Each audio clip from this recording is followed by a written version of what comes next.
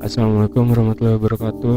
Perkenalkan kami dari kelompok 6. Pembahasan kami di sini adalah jenis-jenis konseling dewasa dan lansia. Sebelumnya perkenalkan kelompok kami ada Rudini Elizabeth Natalia, ada Muhammad Reza Irawan, kemudian ada Fatah Azimi Ferdiananda, ada Adinda Tabita Aurora, Dwiki Akbar Kurniawan, dan Rere Putri Andini. Pada umumnya bentuk konseling adalah dengan menggunakan komunikasi verbal langsung dalam atau secara individual. Permainan atau aktivitas dapat mempunyai efek terapeutik. Penggunaan seni, musik, dan literatur dapat bermanfaat pada konseling dengan orang dewasa. Lalu ada tujuan konseling pada orang dewasa. Yang pertama, ada pemecahan masalah dan pengambilan keputusan seperti masalah perkawinan, keluarga, dalam pekerjaan, dan sebagainya. Yang kedua, pertumbuhan yang maksimum atau pengoptimalan potensi. Yang ketiga, adaptasi terhadap perubahan seperti perceraian, usia tua, atau menurunnya kemampuan, dan sebagainya. Dan yang terakhir, ada hubungan interpersonal seperti menjalin hubungan intim dengan orang lain, dengan atasan, bawahan, dan lain-lainnya. Selanjutnya, konseling pasangan dan keluarga. Usaha untuk menjalin hubungan yang intim seringkali menjadi sumber masalah pada masa dewasa. Mengapa konseling keluarga perlu dilakukan? Gunanya, konseling keluarga ialah agar anggota keluarga dapat membuat perencanaan dalam membenahi diri ke arah yang lebih baik, dan agar dapat menyelesaikan permasalahan yang ada di dalam keluarga dengan tujuan mencapai keluarga yang harmonis. Sama pun seperti konseling dalam pasangan yang dimana satu sama lainnya dapat membuat perencanaan untuk membenahi hubungan menjadi lebih baik lagi, lebih harmonis lagi, agar dapat memecahkan masalah menjadi sebuah solusi dalam hubungan tersebut. Unit penanganan yang dapat digunakan dalam menangani masalah perkawinan dan keluarga. Yang pertama, terapi individual. Cocok jika yang menjadi fokus adalah masalah individual dan bukan masalah relasi. Cara ini juga dapat digunakan bila salah satu individu sudah mengikuti terapi terlebih dahulu dan masalah perkawinan baru muncul berjalan beberapa waktu. Yang kedua, concurrent terapi. Dalam setting ini, masing-masing pasangan menjalani terapi individual dengan terapis yang sama. Kadang-kadang juga dilakukan pertemuan dengan kedua pasangan. Bentuk terapi ini biasanya dilakukan bila terdapat isu-isu yang lebih utama dibandingkan masalah perkawinan. Yang ketiga, conjoint terapi. Cara ini paling tepat bila masalah yang dikemukakan pasangan amatlah relevan terkait dengan relasi mereka. Terapi ini akan berhasil bila kedua pasangan menyadari perlunya bantuan orang lain, bukan karena salah satu dipaksa untuk mengikuti terapi. Asesmen dan evaluasi. Asesmen biasanya dilakukan pada pusat kesehatan mental dan organisasi yang menangani masalah-masalah pada orang dewasa. Selanjutnya, pada proses asesmen, informasi yang digali biasanya mencakup masalah yang sedang dihadapi, seperti sejarah dari masalah tersebut atau kronologinya, sejarah psikososial klien, seperti background keluarga, peristiwa-peristiwa yang terjadi pada klien yang secara signifikan.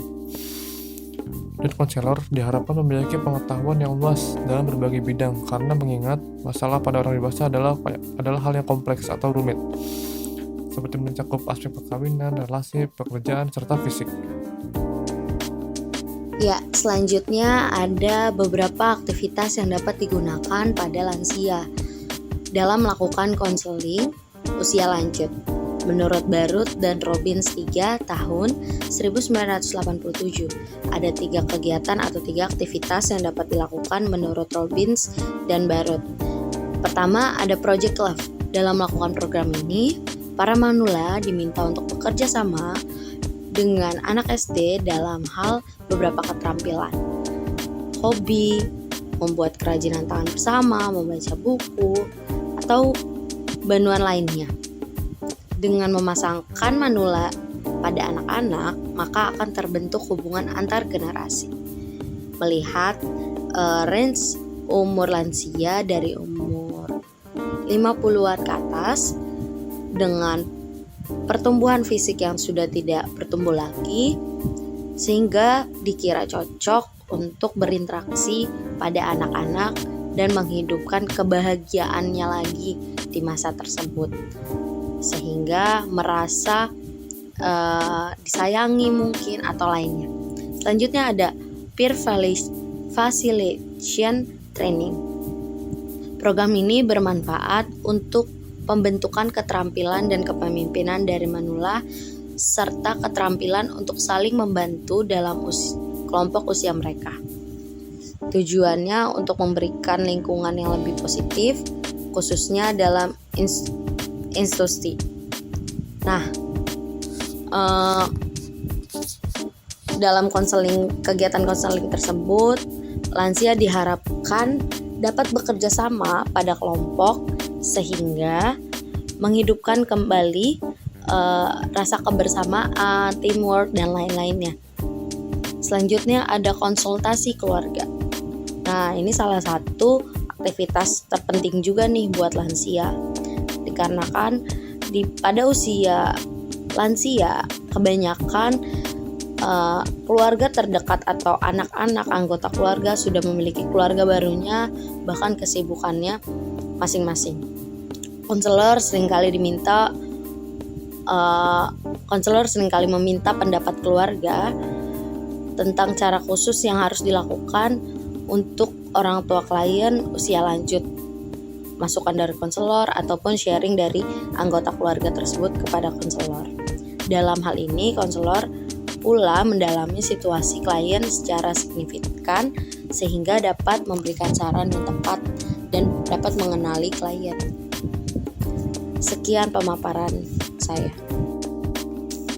Ya, sebagai penutup, izinkan saya memaparkan sedikit pemahaman saya tentang jenis konseling lansia pada dewasa. Pendekatan konseling merupakan instrumen yang digunakan dalam melakukan tahapan penjajakan maupun tahapan pembinaan dalam proses konseling. Dalam hal ini, klien dimaksud adalah lansia, yaitu individu yang berada di periode akhir perkembangan yang rata-rata berusia 60-an ke atas. Dalam bimbingan dan konseling sebenarnya ada 10 pendekatan yang digunakan untuk menganalisis permasalahan klien atau lansia. Namun di sini kelompok kami, kelompok 6, pada pemaparannya hanya menjelaskan ada 3 pendekatan yang cukup relevan digunakan dalam proses konseling pada lansia karena dianggap cukup sesuai dengan kondisi keterbatasan lansia. Di samping itu, penggunaan ketiga teknik ini bukan berarti untuk teknik yang lainnya tidak bisa digunakan dalam konseling terhadap lansia. Namun berdasarkan dari kecenderungan permasalahan umum yang hampir dialami oleh lansia adalah terkait dengan kondisi fisik yang sudah menurun, kemudian kejayaan di masa lalu, serta kenyataan yang harus diterima kondisi jauh dari orang-orang yang disayangi, kondisi kecemasan terhadap kematian, serta kesulitan dalam mengambil hikmah dari kondisi yang dialami karena penurunan fisik yang dialami pada umur lansia. Terutama bagi lansia terbiasa mendapatkan pelayanan karena dahulu memiliki posisi jabatan tertentu dan sekarang harus melakukannya sendiri dan tidak sekuat dahulu mungkin, serta hubungan pendekatan dengan anak yang sudah mulai berkurang dibandingkan masa muda dahulu karena mungkin lingkup sekitar keluarga ataupun anggota keluarganya sudah memiliki kesibukannya sendiri dan keluarga barunya, sehingga menambah rasa kesepian dan kehampaan pada lansia. Mungkin sedikit penjelasan dari saya, kurang lebihnya mohon maaf. Bila ada yang mau ditanyakan, mari kita jawab bersama-sama dan kita diskusikan bersama-sama. Terima kasih.